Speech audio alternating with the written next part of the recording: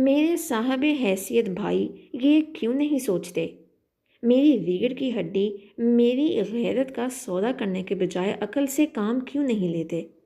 کاش اس سال کوئی مفت کے سحر و افطار کے دسترخوان سجانے کے بجائے بچت بازار سجا دے، جہاں 800 یا 1000 روپے کلو گوشت 400 روپے میں فروخت ہو۔ میں مفت سامان لے کر اپنی نظروں اور اولاد کے سامنے نیچا ہونے کے بجائے پیسے سے خرید کر سامان گھر لے جاؤں۔ کوئی سفید پوش آپ کے دسترخوان سے مفت نہیں کھانا چاہے تو کیا کرے؟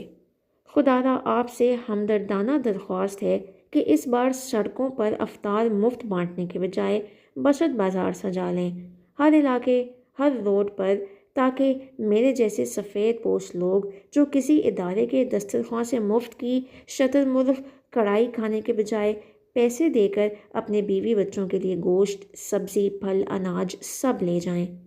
اس طرح ذخیرہ اندوز، گران فروش سب کی کمر ٹوٹے گی اور سفید پوش طبقہ عزت النفس کے ساتھ اپنے گھر والوں کو اپنے حق حلال کی کمائی سے روزہ افطار کروانے کے قابل ہو سکے گا۔ رب کی خوشنودی کے لیے انسانیت سے بھی محبت ضروری ہے۔ ایک درد مند کا پیغام۔